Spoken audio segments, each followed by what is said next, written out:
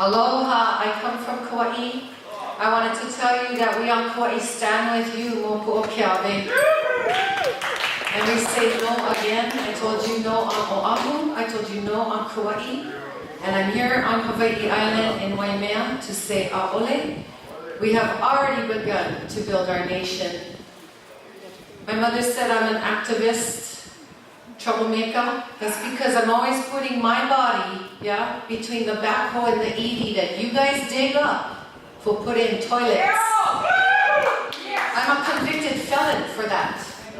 Because I put my body between a backhoe in a state park where the bathroom could have been moved 100 yards, but they dig us up and they put us in a mound for toilets for visitors. If you want to know what federal recognition is like, come to Anahola. I'm homeless right now. I live on the beach in Anahola, right across Robin Danner's Kumu camp. If you know who Robin Danner is, you know that she will be queen if they get their way. In Anahola, she controls absolutely all of the resources. She just pocketed over $1 million for writing a grant for the electric company. She's going to get 2% of the profit every year. But the Anahola people don't get a discount on their electricity. Okay? She controls the clubhouse, the canoe house. She has a camp on the beach. And now, in the Hawaiian Kingdom, in Anahola, she gets vacation rentals. And when we make fire on the beach, the visitors call the police and they come bully us. We got to put out our fire for visitors. What you're offering us is, to put it in a ladylike manner, very unpalatable, completely illegal. Mahalo. Mahalo to Waimea. That was our last comment. So I just want to remind everybody, there are numerous ways for you to make your comment. We will be in Kealakekee this evening and then traveling to Maui over the next 3 days. You can submit it in writing. You can submit it by fax and email. Check out their website, www.DOI.gov, and you have up until August 19th.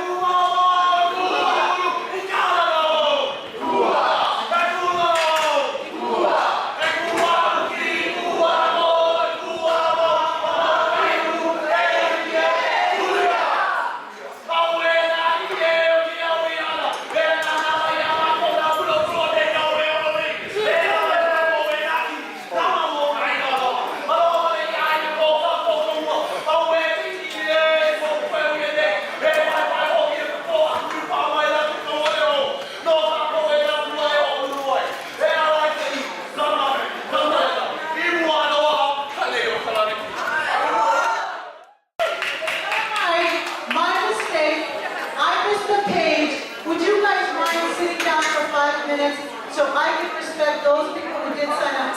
That was my error. I missed the whole page. So let me see. The people that I missed were Wiley Knight. I missed Keaki Trainer. Albert Kalahili. Robert Hoofman. John McBride. And Kalar Collins. If you're here, please come up. That was my mistake. Are they here? Oh,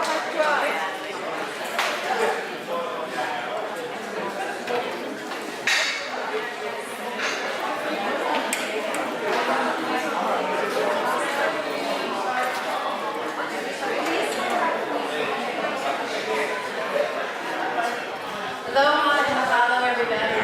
I came up to her because I was the last person to respond. I'm not a native Hawaiian, but I wanted to have my voice because Hawaii is my spiritual home.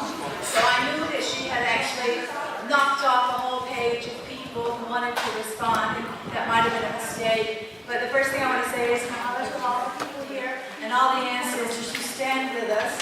I stand here as an American citizen, a Vietnam veteran, an Australian citizen, and a spirit who's been called to Hawaii for spiritual rest for many, many decades. I am here today, first of all, to ask the American government to respect that this is already a kingdom. It was here thousands of years before the American government.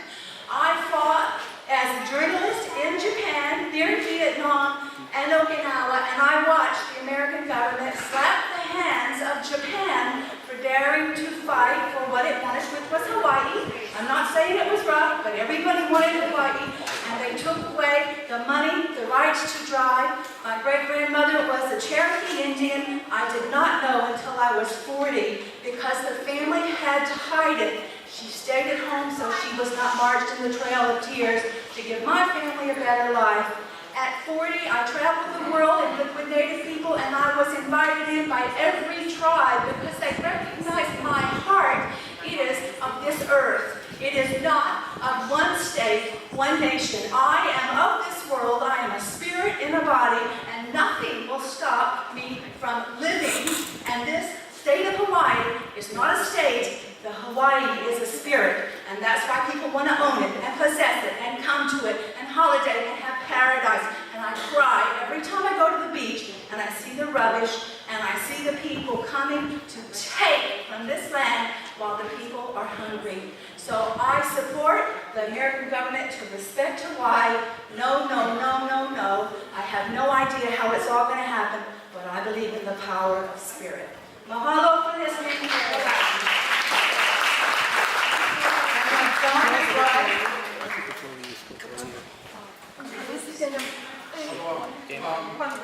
The question that you had, for me, it poses a double-edged sword. Yeah. It cuts one way or the other way. If I answer yes, I don't know what the opportunities are. If I say no, I'm stuck in a situation that I'm in. And so it kind of cuts me both ways. So, but yet, what the injustice that has come about from the United States, they also have some benefits. And I speak, let me tell you something, I speak about family and friends who have died for this country. Some of the best Hawaiian blood has died for this country, giving me the opportunity for me, the freedom to express myself, the freedom of religion, the freedom to choose.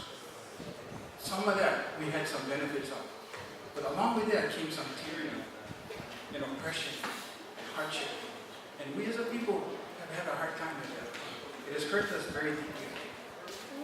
I have a Hawaiian cultural tour company. I cannot even go on the mountain. They tell me I cannot because I don't have a permit.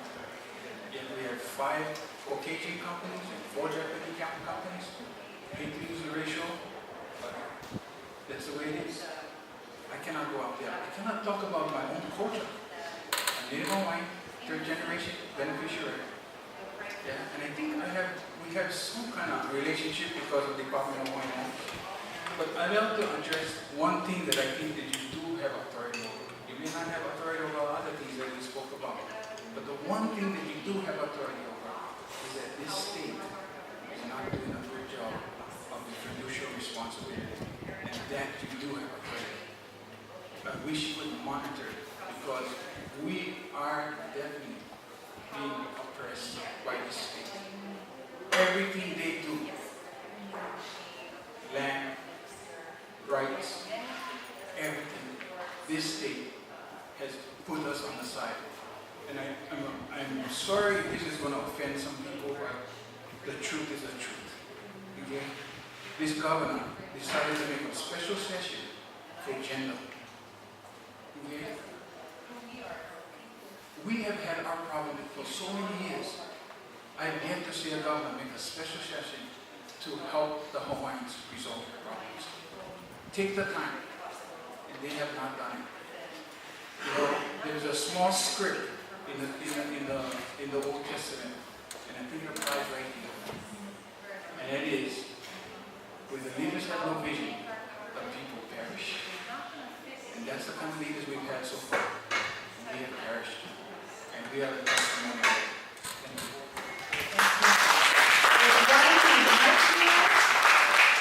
Albert Kalangini. And then Robert Cookman.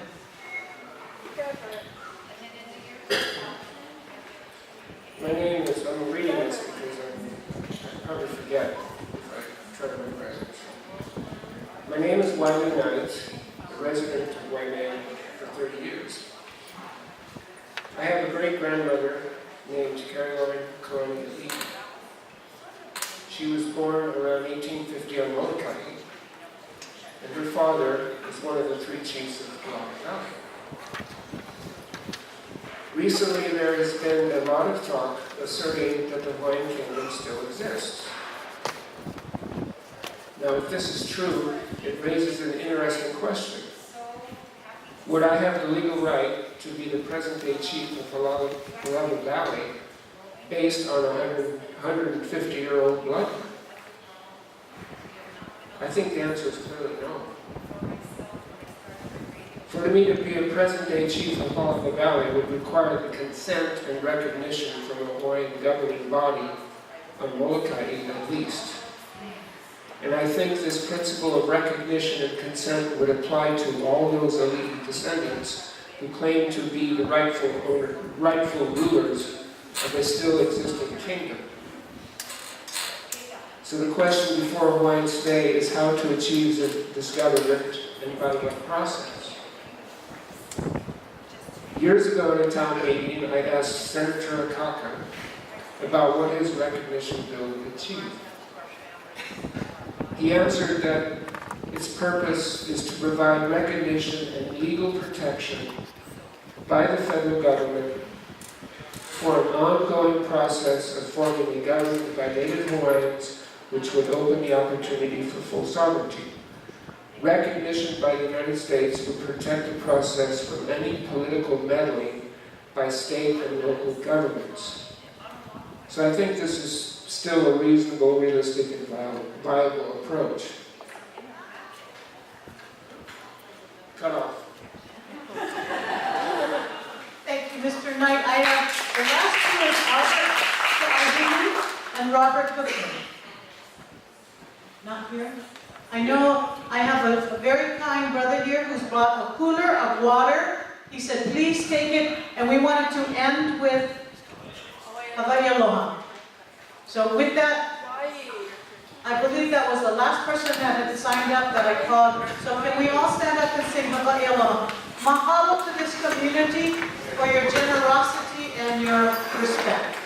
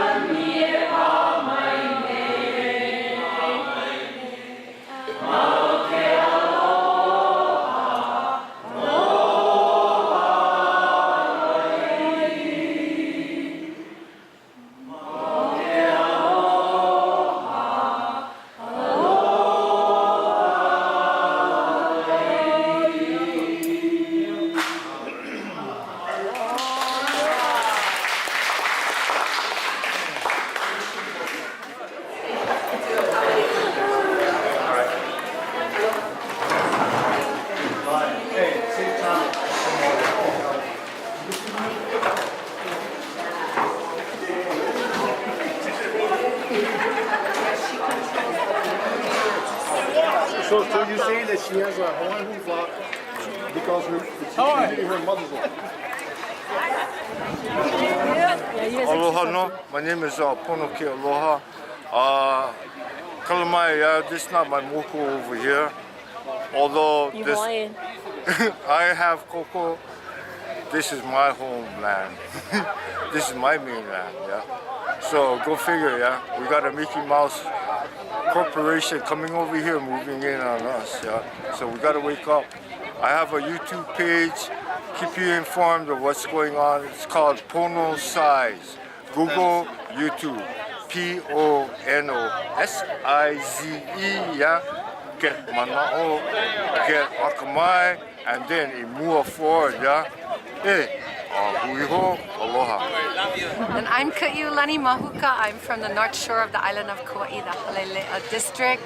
And I wanted to come over here and support Moku o Keawe and let you all know here on Moku o Keawe that we on Kauai stand absolutely with you and with all of the islands, because this is all of our aina.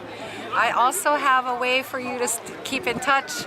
I have a radio show called The Songs of Sovereignty on Kauai Community Radio, and you can listen to my show by streaming it on kkcr.org on Wednesdays from 9 to 11 a.m. The Songs of Sovereignty. 10 years on the air now, and we just want to tell you from the island of Kauai, we love you, Hawaii Island. We love you all. Aloha. Aloha, you guys. Can you talk to the camera and tell us what you thought about today? Oh, of course. Well, you know, at least the federal government's finally sending somebody so we can, because it's not just go home. It's go home and come back with the right people. Send us Department of State. Hell, RIMPAC is going on right now. We got half the UN Security Council here. They should be facilitating resumption talks for diplomatic relations. You know, there are proper protocols in to handle these situations. And because the entire body politic of the Hawaiian Kingdom is here saying the same thing, I don't understand. Well, actually, I do understand perfectly well why you go on like Hawaii News Now and all the news stations and say, oh yeah, this unity, oh this, because no. It's three or four people tops disagreeing with the whole rest of the room.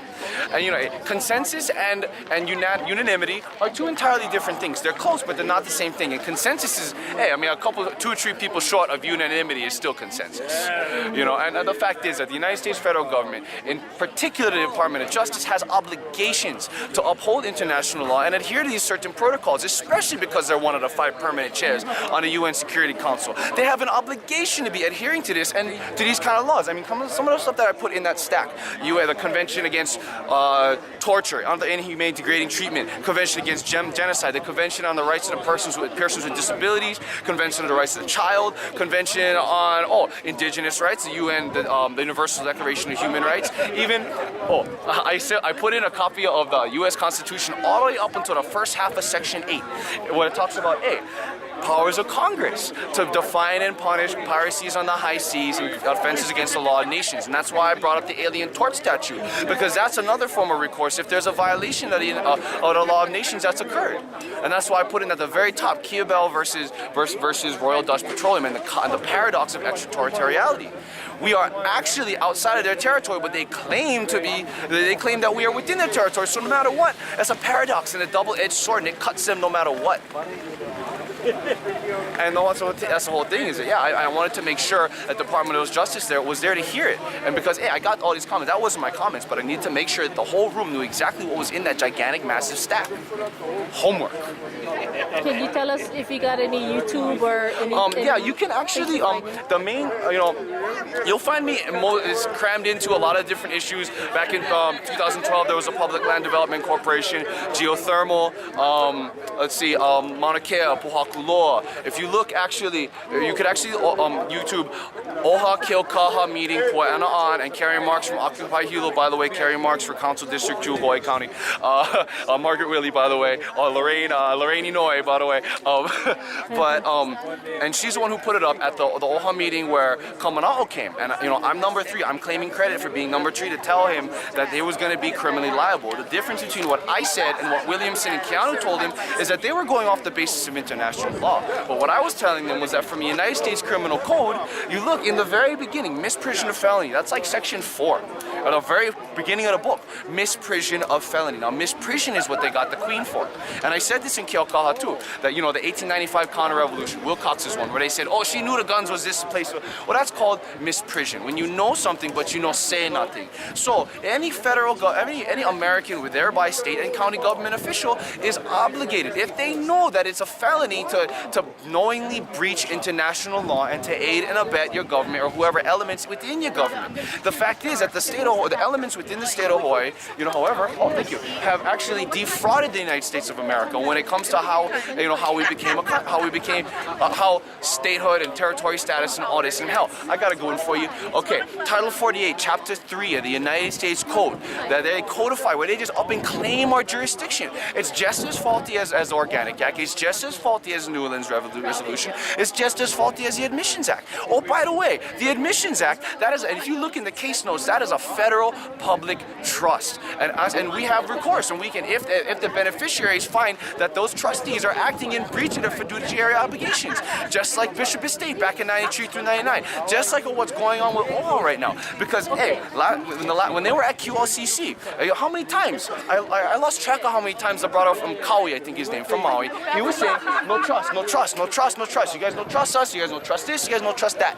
Okay, so if that's the case, broken trust, breach of fiduciary duties, and therefore culpable, implicated, all that.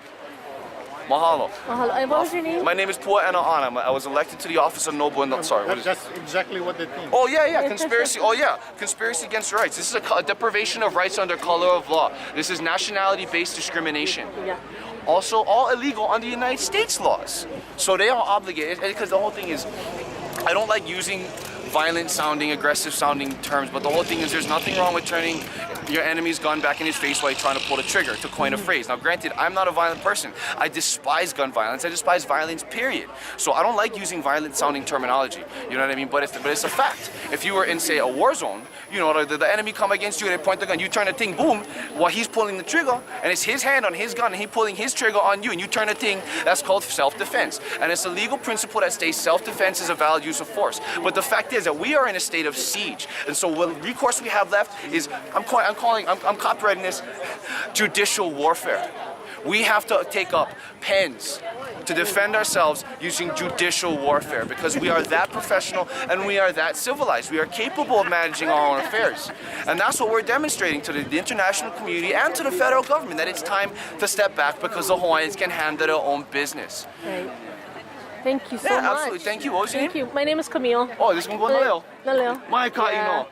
Anybody wants to say anything about today's meeting? Fantastic. No, we want to introduce Kai Kupuna Tribunal. The referees of our culture are standing up and hearing the call, and are going to bring all our bulls together. And see, the only thing missing is unification of our government, of our governances, wherever they are. Like only one kingdom, but many claim it. And you know what? They're all our representatives. Right. Whoever they are, nobody's left out. They're all part of the governing body. Unity. Very nice. Anybody want to speak about today's proceedings? You want to say anything? No? Oh, yeah? I thought it was want to say anything about today's proceedings? How did you feel it went? But I we're also connected with think for an an observation, it was certainly to identify that we've come a long way in 40 years. Originally, they were We know who we are, and when you know who you are, we don't need to be loud. And when we know what our relationship is with entities and corporations, then we know how to navigate ourselves through these waters that now are known to us, because we can now identify what each one is. So, mahalo, thank you. I've never known somebody with so much information out in so little time. Aloha. I came back already.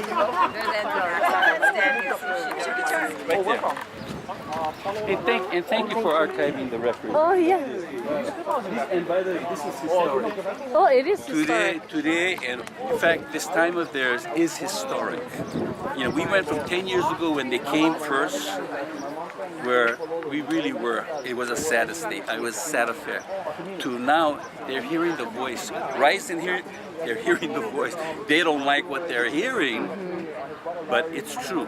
And we're doing it in a law. You got to remember, if we have our kingdom, government, and nation restored without the aloha, without the ho'opono, what really have we gained? We know better than the guys who did it to us. Right. God bless you, everybody. Aloha and ahui ho. We will. Thanks. Thank you.